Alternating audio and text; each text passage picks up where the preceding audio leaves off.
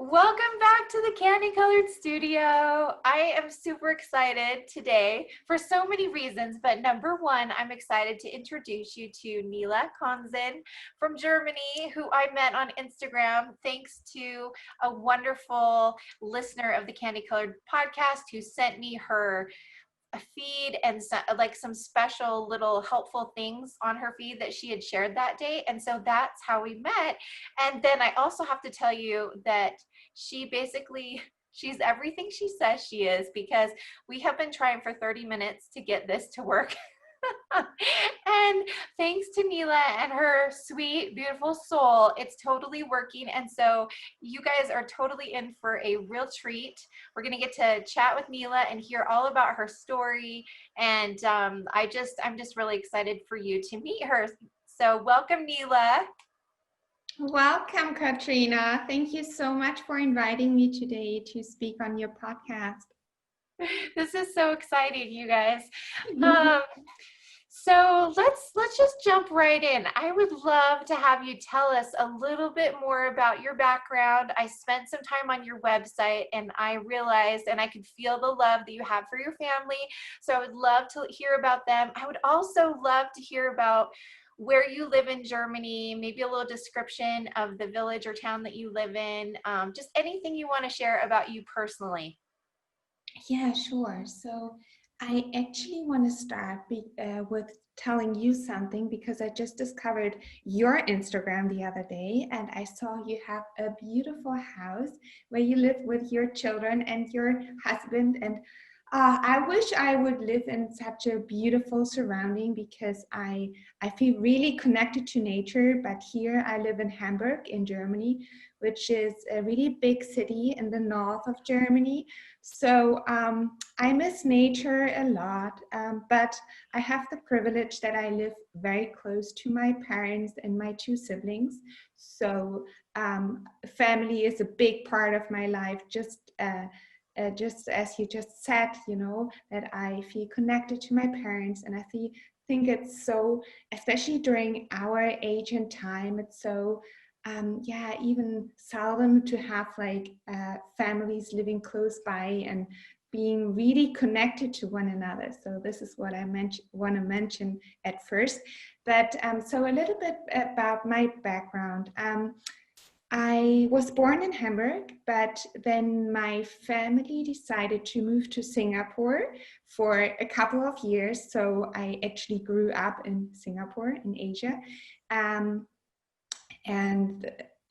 But then we moved back just before I entered primary school. So I was about 5 years old. Ever since I lived in Germany, apart from some journeys and some occasional trips around the world, I'm a passionate traveler, so I love to discover new countries and places all around the world. And I think Germany, it's a really nice place to live, especially during this time when this is recorded during COVID. It's a really safe place to be right now.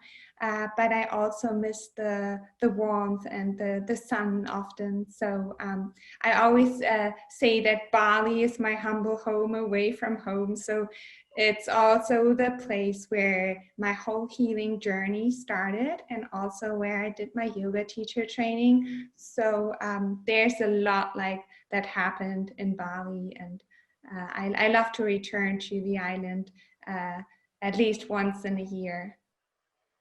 Wow, that's amazing. Okay, so I have so many questions. First of all, I have a connection to Indonesia. I've not been to Bali, but I've been to Jakarta. And it was actually during a really tumultuous time. They were having a lot of riots when we were there. And so we kind of had to like sneak out of the country in the middle of the night to get out of the country.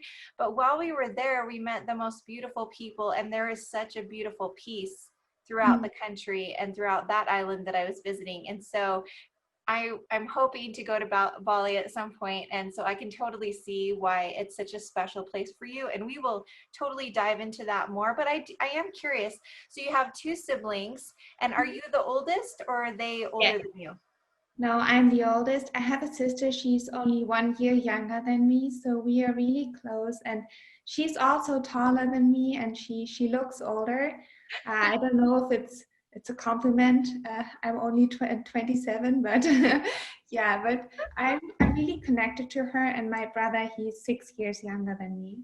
Wow. Okay. So I'm the oldest, just like you, and my sister that's just younger than she may not look older than me, but she definitely has more of the oldest sibling role. Like she takes on that role. So it's kind of funny. And all my siblings are taller than I am. I have 5 siblings. So Wow. I know, is And that crazy? you have 5 children, right? And I have 5 children. Yeah, and they're two of them are taller than me. So yeah, my oldest is 15, and then I have a daughter who's going to be 14 next month. Like actually, yeah, next month. So yeah, it's fun, but that's exciting. So talking about nature, like I love that you left our home, and I think the reason why I love our home so much is that I feel like I'm in nature all the time, right? And so I think that when you need to be healed, whether it's emotionally, spiritually, mentally, I think we really long for that. And then once you've healed, then you realize that that's a comfortable place. And so I can totally understand why you're happy to be in Hamburg, but you long for Bali, or you long to be in the countryside. And obviously sun, it sounds like sun is very important to you, getting that sunshine.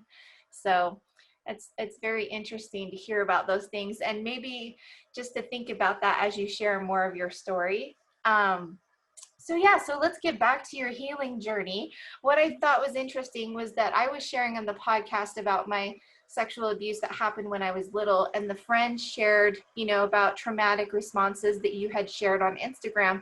And I read those and I instantly connected to everything that you shared, and it just felt so true to what I experienced. And then when I learned more about you, I realized that our traumatic experiences were completely different, and yet the principles were so perfect. It didn't matter what kind of trauma I'm guessing that people are going through. All of these principles fit perfectly and are so helpful for everybody along their journey.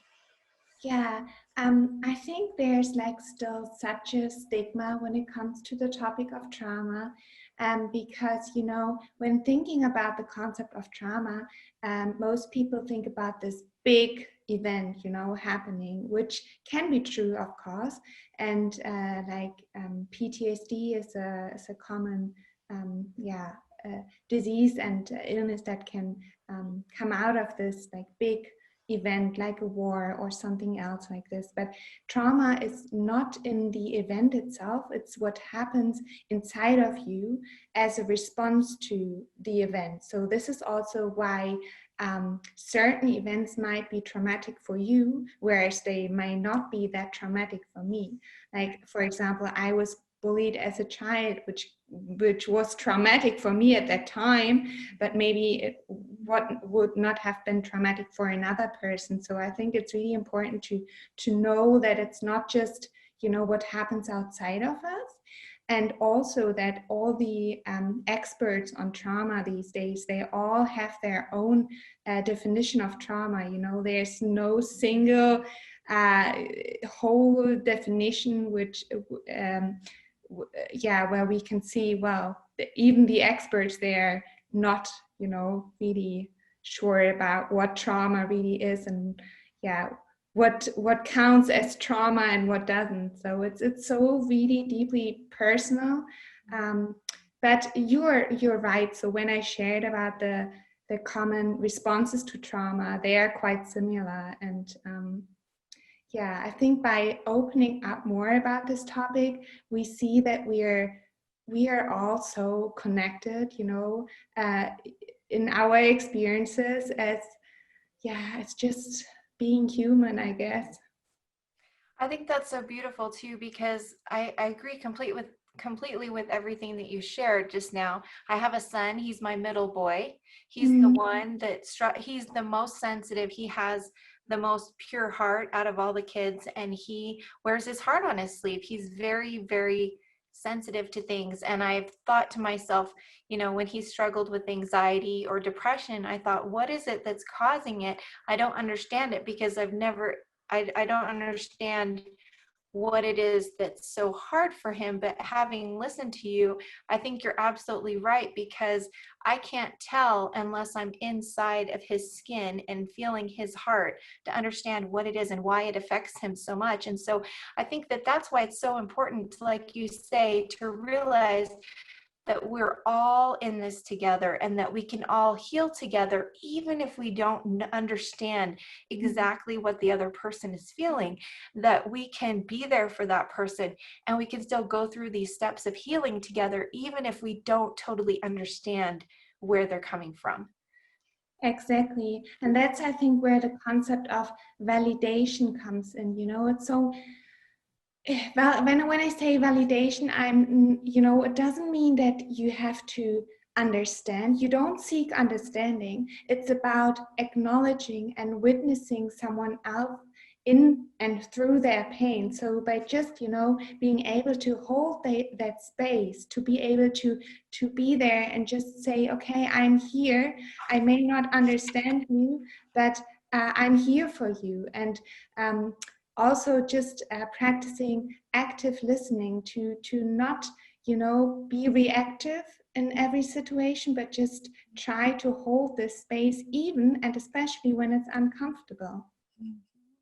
Yeah. Oh, so many good things there. I'm just going to repeat a couple of the things that you said that really touched me. Number one, we don't need to understand. We need to acknowledge and witness. We need to listen, and we need to hold space. And there was one other thing that you said. I'll have to go back and re-listen, but those are all so beautiful. And I think that when we look at it in this different perspective, I think that it allows us it allows us the space to heal with our loved ones and to help them. And we don't have to have all the answers, like you're saying. I think there's so many other things that we can do. This is going to be so good. I'm excited. Okay, so let's dive a little bit more into your healing. Do you want to talk a little bit more about your trauma and your journey in general? Yeah, sure. So there are a lot of things that happened in my childhood, which I cannot remember everything, but what I do remember is that I was always a little bit different, let's say it this way, from other children my age. You must know, as a mother, I'm not a mother yet, but I know that there's this certain age where children continue to ask this why question. So they always want to know why something is happening. And even if you give them an answer, they want to explore more, like behind the scene, they want to know, okay, but mom, why is it this way? And why did you just say this? And why are we living here? And why, everything is this why. And I think I kind of never grew out of this explorer state. So I was always the child who was asking my friend, but why do you act this way? And I think, especially during, like early childhood, it's not so, uh, kids are not so interested in the girl who's always asking the why questions. So I didn't have a lot of friends, and I always liked to be just by myself, sitting in nature somewhere alone.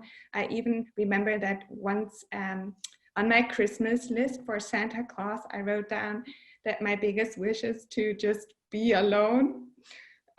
So I don't know if it was an attention deficit, but it was something I was missing or I was longing for, this like sense of belonging.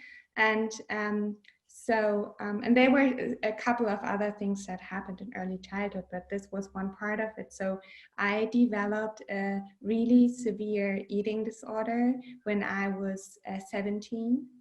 And that's where my interest in psychology grew. So soon after high school, I started studying psychology. So I did my bachelor degree in Germany and my master degree in Leiden in the Netherlands. And I also started my PhD in Switzerland, but I did not finish it because I got really sick again. And also because I couldn't stand like sitting in front of the computer doing research the whole day. So that's when I went to Bali for the first time, and when I was open to heal myself and able to accept help from others, because I couldn't find the help I was longing for in the Western world. So I tried talk therapy before, but it never really lasted. Like it didn't have a lasting impact on me. So I was really missing the somatic piece, integrating my mind, body, and soul, which is a big part of my work today, this holistic healing work. And I also started studying nutrition. So I'm also a certified nutritionist right now. And yeah, so I wouldn't say that my past pain was a blessing, but in some way it got me here, and it yeah, initiated all the work I'm able to do today. And yeah. Oh, that's beautiful. And I think you're right. It may not be an easy journey, but but when it comes to becoming your best self and then being able to help others on your journey, obviously I can tell that it was a beautiful path for you, even though it wasn't an easy path. It was a beautiful path.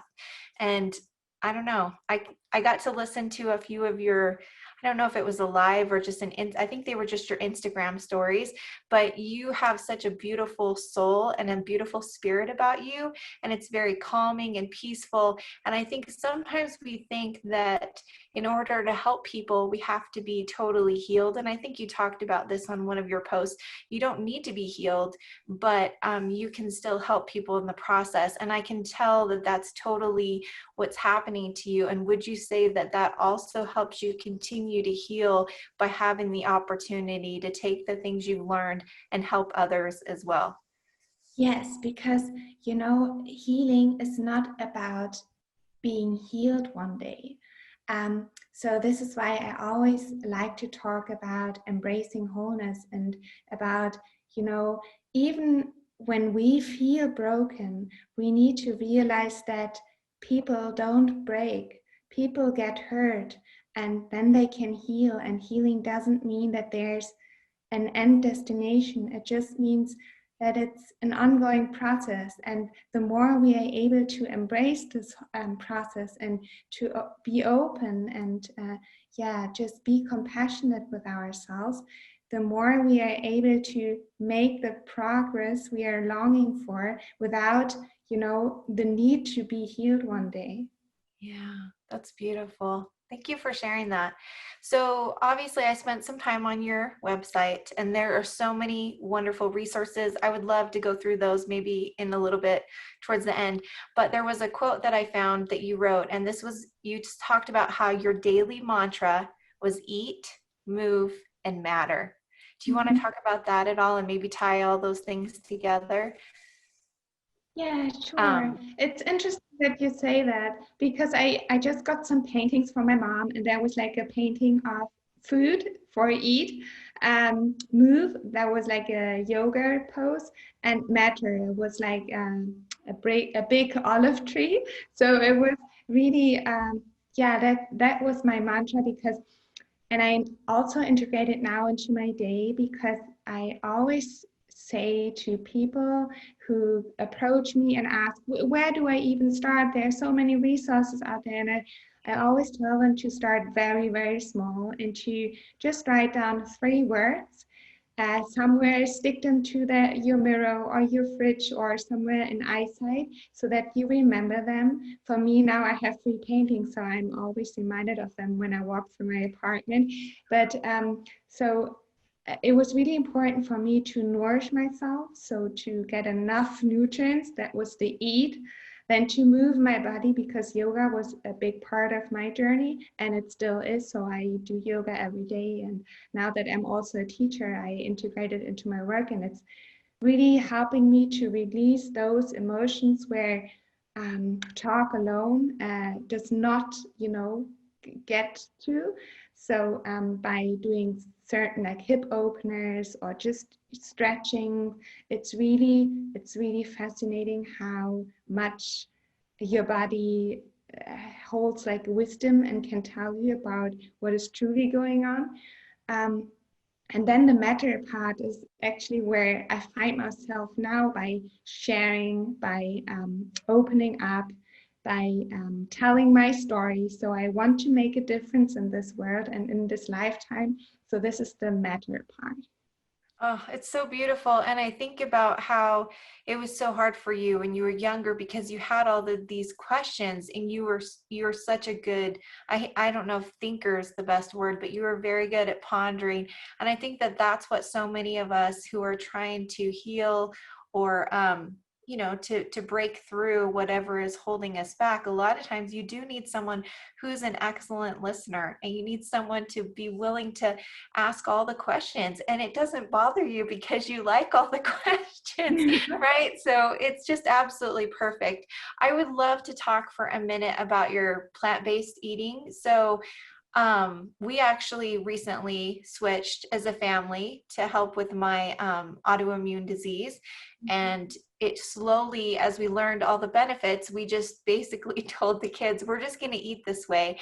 And they've been wonderful. And we've seen really good things happen. How was it you're going to Bali? Was it the yoga practice? Like, what brought you to the plant-based eating? And did you do it by yourself, or is your family also doing it? No, so I did it all by myself because I wanted to learn how I can nourish myself. And I always wanted to have a healthy relationship to food again. So I was becoming like an explorer and experimenter in my own kitchen.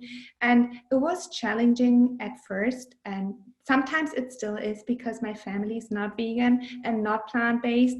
Um, and my dad is even a hunter. So, yeah, so they don't, but they are now like they see that I'm thriving on this lifestyle and I'm really, I'm enjoying it so much that whenever we gather together, they make something special for me, or they even try different things when I cook. So they're really open to it now.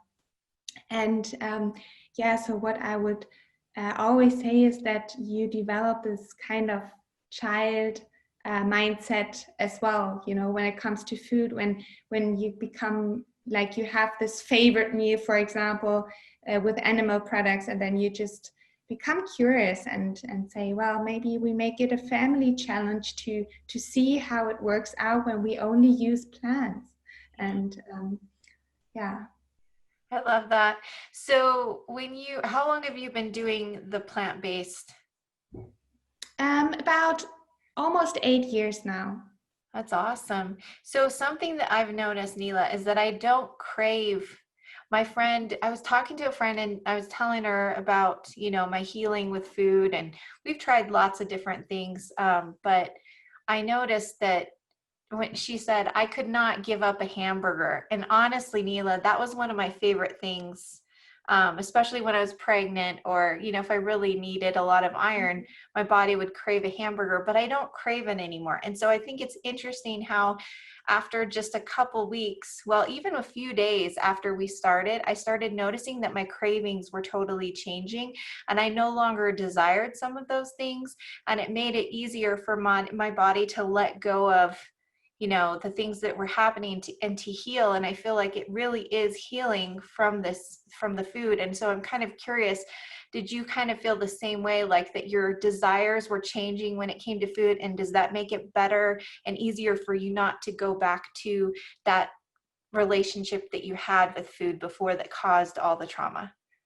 Yes, definitely. And also, now my connection even to nature is so much different, and to animals and to every being on this planet, because it completely changed. And um, you know, I think just thinking about all the colors that plants give us and provide us, it's just, so much more diverse and beautiful than just, ordering a hamburger or yeah, and like nowadays, most restaurants have plant-based options. And when someone says to me like, "Oh no, they don't have any plant-based options," then I just, tell them that anyone can do potatoes and a good bread with some avocado, or a big plate of veggies. So that's always an option.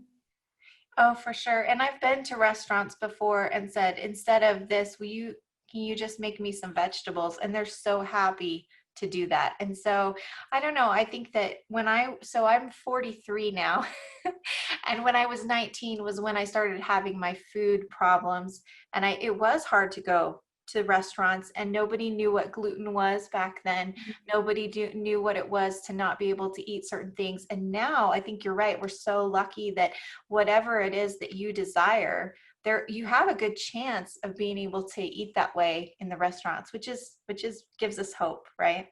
Yeah, exactly. And so, for example, nowadays when you just asked me about cravings, and I haven't really answered that question yet, but I want to add that, for example, sometimes when I do crave a certain animal product, for example, fish, which has like especially salmon, which has a lot of omega-3 fatty acids, then I know that I need to be careful about this, like the fat. So in my plant-based diet, so I just know that this is a body sign. You need to be careful, and maybe you need to add some of that in a plant-based way to your diet in form of algae or something else, or I just supplement it. So this is also very important, to always listen to your body, but knowing that you don't like have to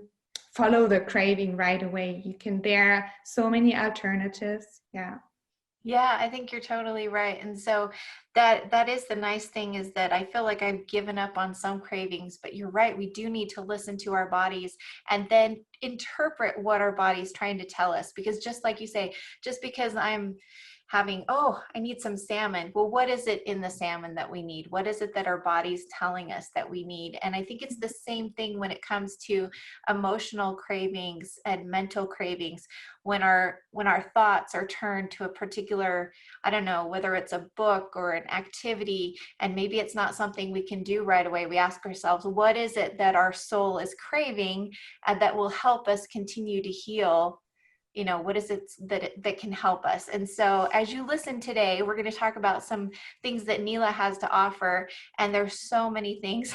Thank goodness nila has lots of things to offer, but I don't want you to feel overwhelmed. I want you to be able to listen to your heart and say, this is something that my heart needs to start with, and this is the thing that my heart is really telling me that I need. So let's talk a little bit more about some of these amazing things that you do offer. You've given some incredible tools and tips on Instagram about healing from trauma. And what would be one thing that you would love to share with our listeners who are struggling with PTSD or triggers? Mm, yeah, so first of all, I'd like to say that I'm not a trauma therapist. My work is trauma informed, but there's also a difference. So in case someone is really struggling with PTSD, I would also always suggest that to seek out professional help. But what anyone can do is, the first step in healing trauma is always to develop a sense of safety. And by that, I mean not just safety within yourself, within your body, but also seeking external safety, because it's really important to learn how to co-regulate with another person or an animal or with nature even, before you learn how you self-regulate. So this is where a big part of healing is, to seek out not just professional help, but also within your friendships, or just surround yourself with, I call them safe people that make you feel comfortable when you surround yourself with them. And being in a community, for thousands of years, people have been gathering together in circles and talking about their experiences and sharing their stories. And I think especially during this time of global distress, where many people are unable to go out and hug one another, and where it's really, really difficult. It's the pandemic of loneliness, I always also say. So it's really, really important to not miss this part of connection to one another. Oh, that's just wonderful advice. I love the idea of looking for new ways to connect with our community. And it's okay to start a new community space, a safe space of people who are safe, like you were talking about. I have some artists that I've been communicating with through the pandemic, and most of the time we just get here on Zoom. And I think that it works to a certain extent, but you're right, it's hard when you're missing out on those hugs. And we need to figure out a way to be able to find at least one or two people in our life that we can give hugs to physically. And then you do need to have those other types of hugs, whether it's virtually or being able to meet out in nature and discuss. And I just think that that's beautiful. I have our neighbor's cat is climbing right next to the window. It must be listening to you talk about this, Neil. It's so cute. Okay, so let's talk a little bit more about one thing that I talk about in this podcast. This podcast is made for women in general, to support them, whether they are entrepreneurs, whether they are mothers, and of course, just being women. So I feel like we as women have so many responsibilities, so many things that we want to do, and yet there are only 24 hours in each day. But we have to make these intentional choices, and sometimes we have to give things up. Like you mentioned, maybe we have these friends that we love, but sometimes in the depths of our healing, in the very most difficult parts, we have to let go or take a pause and let that friendship go for a little while until it's a safe place, right? And so what are some things that you've given up, Nila, to help you along your journey? Mm, So I like to say that, first of all, whenever I say no, which has taken me a long time to really set these boundaries and also to remain them, to not just apologize for saying no. But I nowadays I always say, Nila, when you're saying no to someone or something like an activity, then you're saying yes to something else. You're saying yes to your daily you time. You're saying yes to honoring your body's needs and honoring your own time and your self-care. So I think it already helps when you term it that way, that you say, okay, I don't actually like need miss something out, but I also, make space and time for something else that is nourishing for me in this present moment. And yeah, so some things I have to say no to, for example, is spending too much time on social media, because you must have seen that there is a growing community of lovely people. Um, and there are so many messages I get daily, and I would just love to answer all of them in person. And I send a lot of voice messages already, because I cannot just type all the messages anymore. But still, there are so many messages I miss, and I have to say no to those, and this is really, hard for me, because I would just love to support everyone, but I need to honor my own time and my work. So I think that's something I need to say no to. And I think it's not just for me, but for many women out there, not looking at their phone and being surrounded by people and being really present with your friends, and not just sitting in front of them when you're having a chat and just, through your phone, or just doing something else in between. Just, trying to be really with the person. That's also really healing. Oh, those are so good. I love how you talked about that it is hard to say no. And I think that when you've been through hard things, whether it's trauma, whether it's people bullying you, and you've desperately wanted to belong, it's really easy to say yes to everything because you want to please everyone around you. You don't ever want somebody to not feel like they belong, because you know what it feels like to not belong. And yet, if you don't honor your time, just like you said, and honor the space for your soul, you can't help everybody if you're not in a good place yourself. And so I love all these things that you shared. Honor your time, honor your work. All of those things I think are so important. I think it's hard to think that we're being selfish by saying no, but there is, I don't like to use the word balance, but there is some sort of pendulum that we have to consider when it comes to saying no to some things, because it's true. If you tried to have a personal connection with every single one of your Instagram and social media followers, Nila, I think you wouldn't have time to sleep. And I right?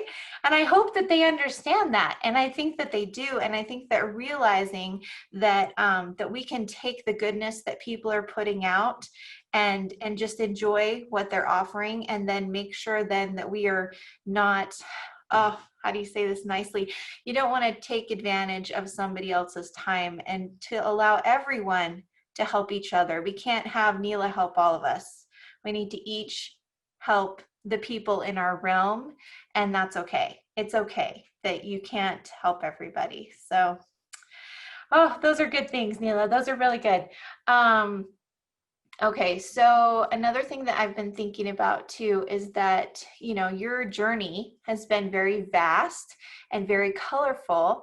What would you say? I mean, I think that if most young people right now could say, I would love to get my bachelor's in Germany and then go to the Netherlands and then to Switzerland and spend some time in Bali to complete my learning journey.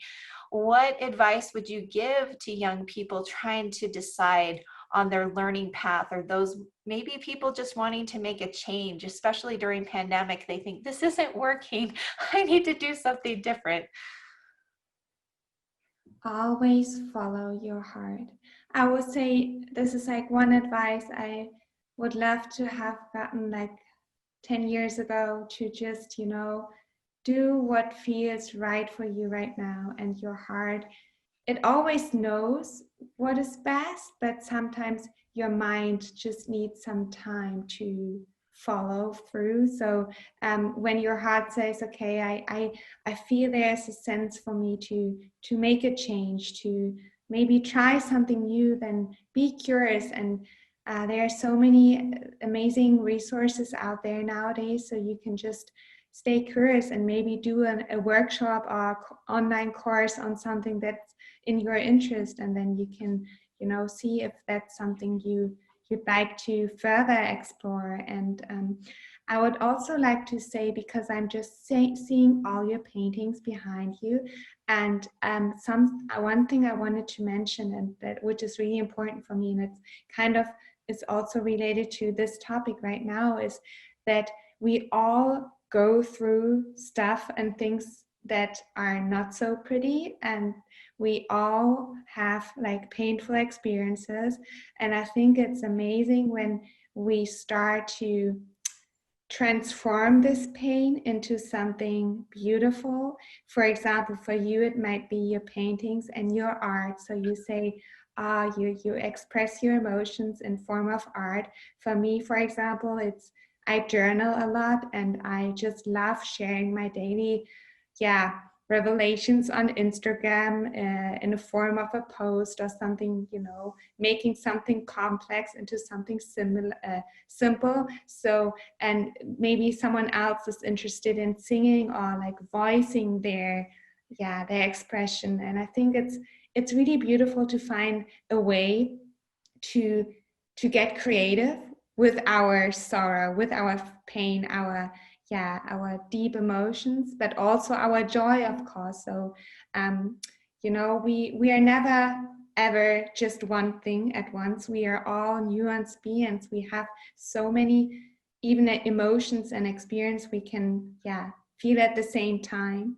And I recently did a post on pain where I said, at first it makes you feel like broken and really, really bad, you know, and but then after that, it's called PTG, post-traumatic growth, where you really start to connect the dots, where your painful experience are the ones that make you to the person you are today. And so my advice would really be to follow your heart, and even if you don't know where it will lead you yet, just stay curious, and also allow yourself to change, because change is part of life. And the more you're able to be in this present moment without thinking about what happened in the past and what will be in the future, the more joy you will be able to generate by just being. And you talked about belonging, and when you turn this word around, or you switch the words, then you will see that it's all about a longing to be, a longing to be with one another, but also a longing to be with yourself. And when you are able to be with yourself and fully present, like in this moment, practicing present moment awareness is such a beautiful skill you can harness. Yeah. Thank you so much for sharing all that. I love that. I've never heard anyone say belonging is a longing to be, and yet that, yeah, I really needed to hear that. Thank you for sharing that. A few other things, PTG, that's new to me as well, but post-traumatic growth, that is definitely where we want to go. I heard recently that life doesn't happen to us, it happens for us.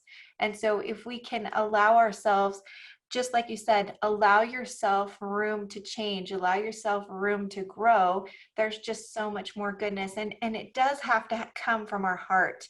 If we don't follow our heart, we might take other paths and they might be interesting and fun, but I think that our heart knows better than anything else, because that's the deepest part of our soul, and that's where the most truth is. And so thank you for sharing those things, because I think you're right. Sometimes, you needed to take that psychology journey to get you to yoga, to get you to the plant-based healing, and all those things combined, and now you have this circumference of understanding and healing, and this new mantra that you can now share with other people. And I think that that would only happen by your following your heart. And sometimes it's in the form of a formal education and going and getting your master's and your doctorate. But other times, like you say, it could be as simple as taking a course online and allowing yourself to grow in a different realm, even though your career might be doing, you're doing the same thing you always do, but you just have this desire to develop another part of your soul. And I think that that's beautiful. So thank you for sharing all that. I would love to dive in for just a minute about your course. You have an online course, and you're going to be opening, like it's open right now to sign up, but then you'll actually start like October 1st, right? Yes, exactly. Okay, yeah, tell us all about it. Yeah, it's actually, oh, thank you for asking. It's my biggest project so far. So I'm just in the final week with my first group. And I will start again on October 1st. So the doors are open for enrollment again. And it's really all about, it's called the total transformation. And I think that's with what it's really all about. So we start in the head, we start with harnessing the wisdom of our mind. We look at beliefs, thoughts, and emotions.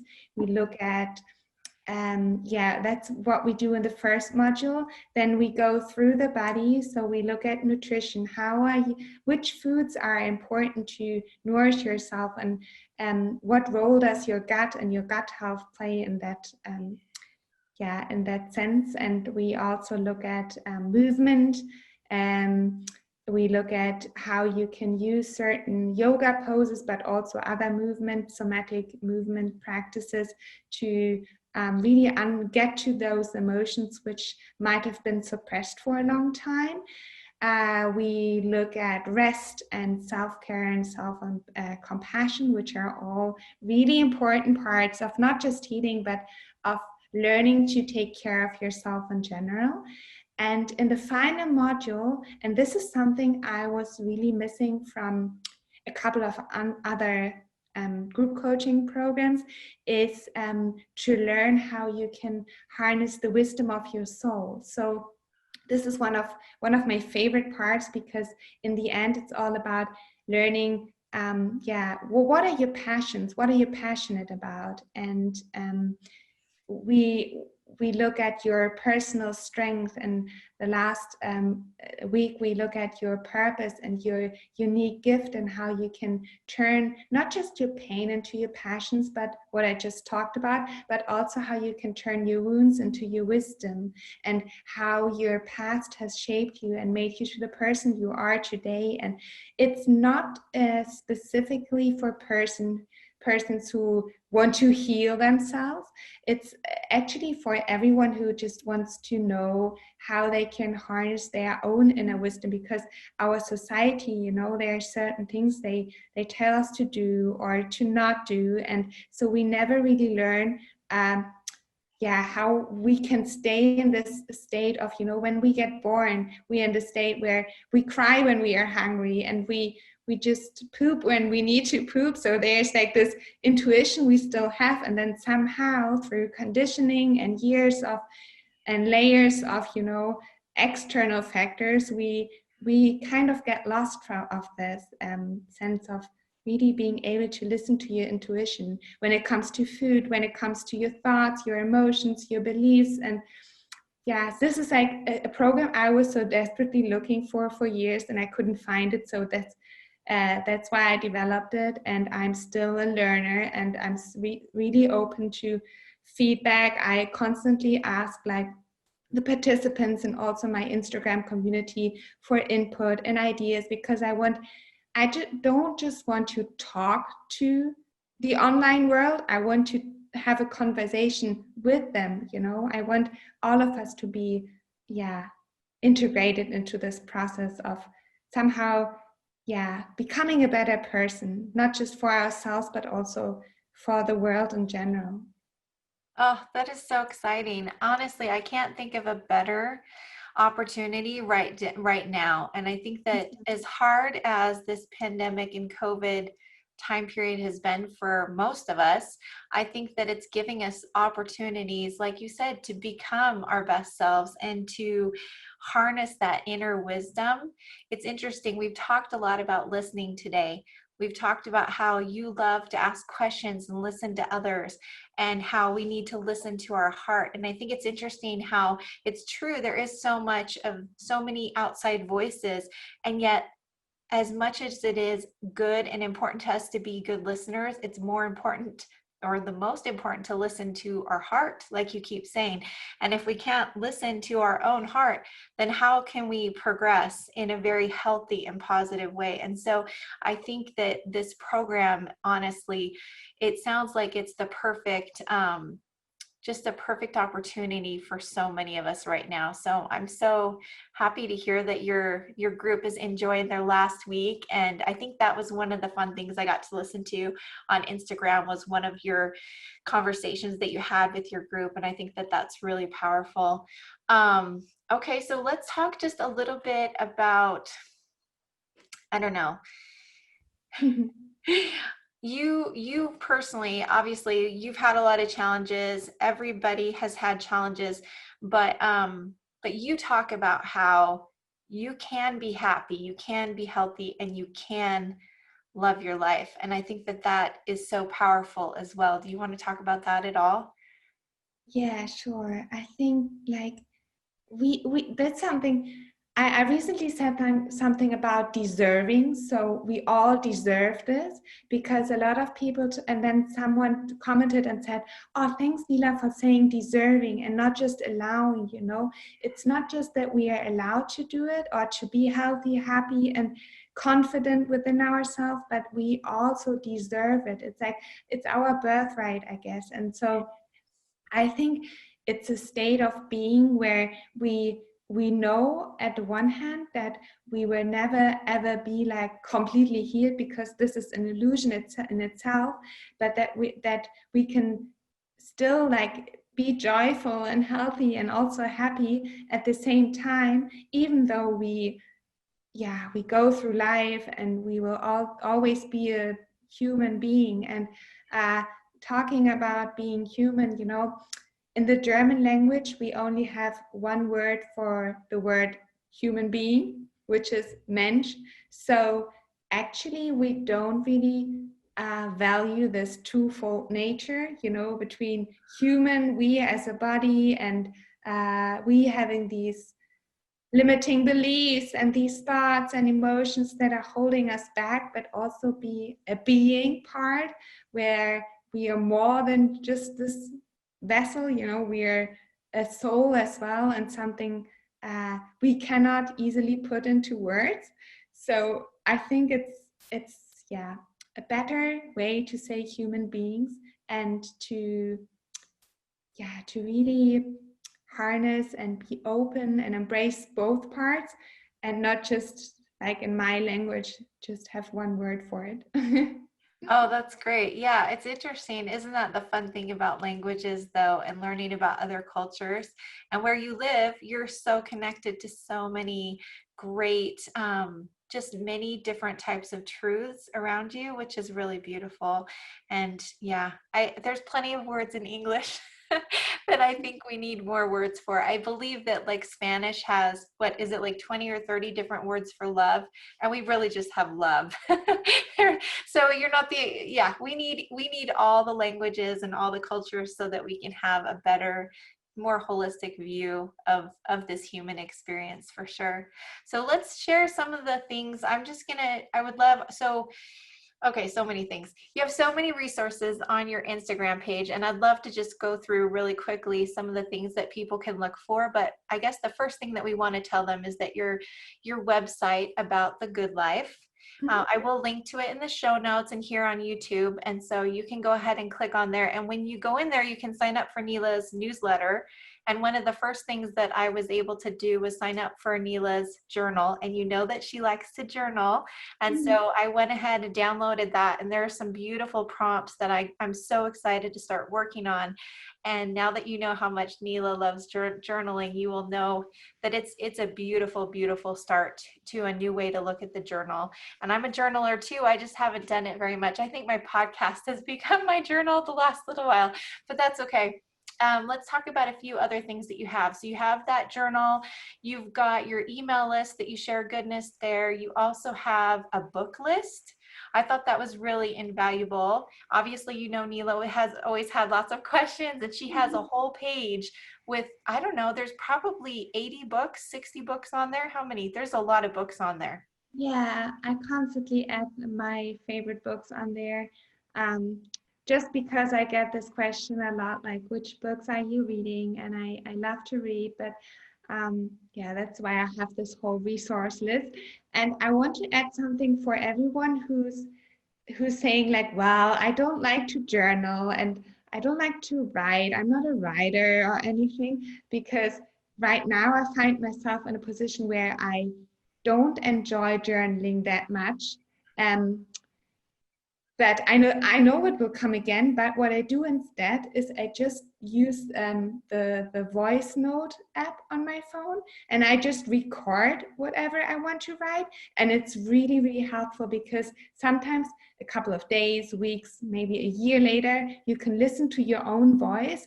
And that's also a really, really great way to harness your inner wisdom, because you remember something, and you don't want to like write it down. I know that the time just before we get to sleep or in the morning when we wake up, we have a lot of thoughts going on in our head, and sometimes we just want to remember those things, and instead of the need to write it down, you can just record yourself, and then you can listen to it in case you want to listen to it again.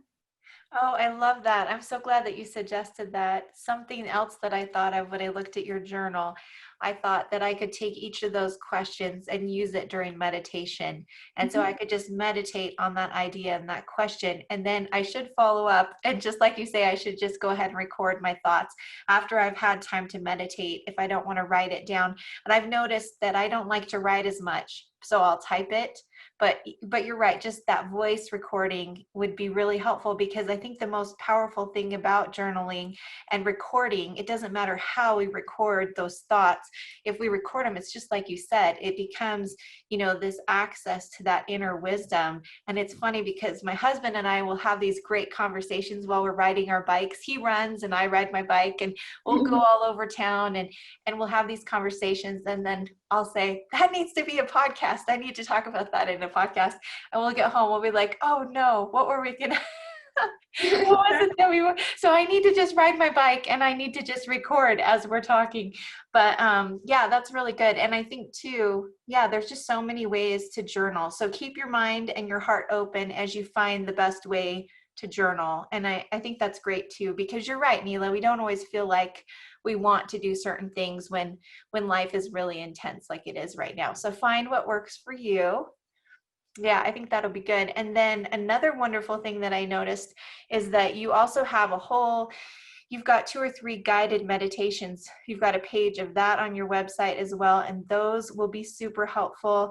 When I got your email list, I got your playlist, and so I've been listening to your, is it Embracing Wholeness playlist? Yeah, I have a couple of playlists on Spotify as well. One is Embracing Wholeness, of course. And I have also a playlist about the good life with a lot of like happy songs, and we all need them, I think, from time to time.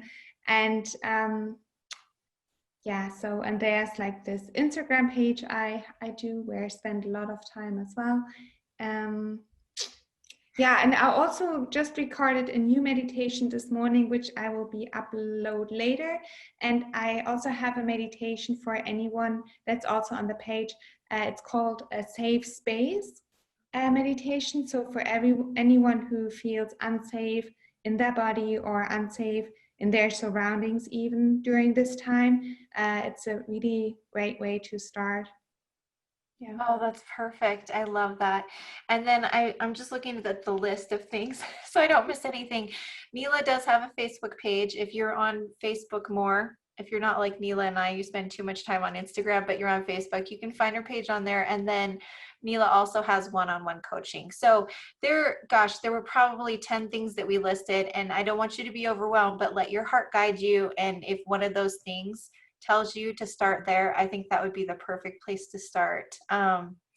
Mila, you are so wonderful. Thank you for bringing your light and your love and your wisdom and spending time with us today. I'm so excited for your next round of your total transformation program. I think it's going to be amazing. I am so excited to dive a little bit deeper into all these offerings that you have, and it's been so nice to get to know you.